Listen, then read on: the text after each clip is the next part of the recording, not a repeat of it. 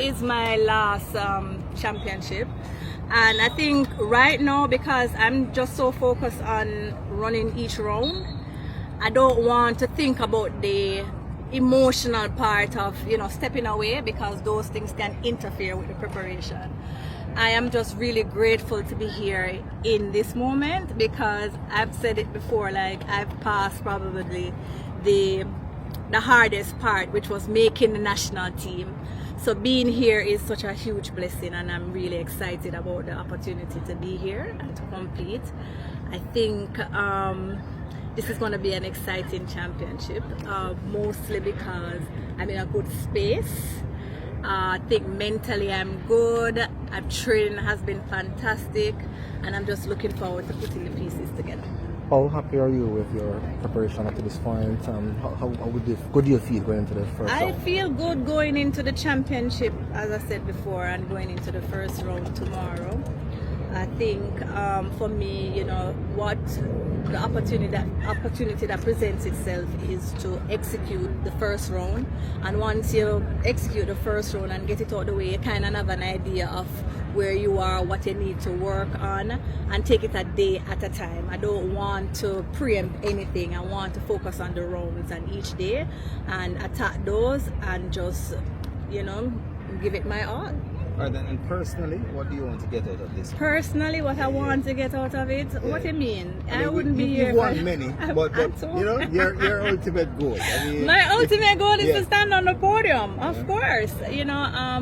2007 when I started my career, it was actually in Japan, and I think at that time I was 19, unsure of who I was, what I was doing, the direction I was going in, and fast forward to being here in this moment, I know who I am, very, very capable, individual, and trusting that God has more for me. So I think in this moment, I want to stand on the podium. That's just it.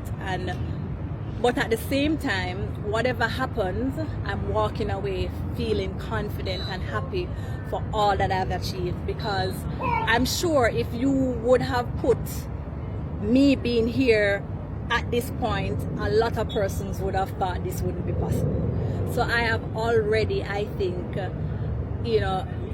over-exceeded my own expectations or anybody else's expectations. So, really grateful to be here. How strategic was your approach this season? It had to be, again, I am not, I don't want to use young, I'm young, but I'm not young. So I had to approach it a little different. Last year was a very hard year for me, physically and mentally. And then this year I knew, okay, then what I knew, you're paying attention to what's happening. So, okay, then I need to be top 3, and I had to be strategic about it. And I think what works for me is the fact that I've been doing this for a long time. I know what it is to be championship ready, and I know when game day is game day. And you kind of use your experiences kind of propel you forward. So I think that's what I did this season. I didn't focus too much on the times, but really focused on the execution and making sure that I cemented my place on the team, which was the most important thing. Once I got on the team, then all will be good. You have delivered on the track. You have grown in stature off the track. Mm-hmm. How important is that voice that you have developed over the years? How big a part of your personality is that? It's big, because I think sometimes we have to have individuals who advocate for us. And I remember when I just started, I didn't know how to advocate for myself, because I didn't want persons to think a certain way. And what I've learned throughout my career is people are gonna talk regardless. You can't please everybody, and only you know what you are going through, only you know what you can do, and for me, I think it's important to always echo advocacy for athletes who are coming up, so they too will make better decisions, and they too will have a voice and say what's on their mind, because if you don't say it today, you may not get the chance to say it tomorrow. And you can't worry too much about what people think or what, how it looks, as long as your intentions are good. And you just have to, they say track is for a time, and I think I said this to my husband last time when we were talking. I said, man, time fly. Like, I just started, you know, and it just gone. And, you know, there are moments that you wish you could change some things, but you can't change it, but you have learned from it. And I think for me, I've always been grateful for God, because I think that He says that all things work together for your good.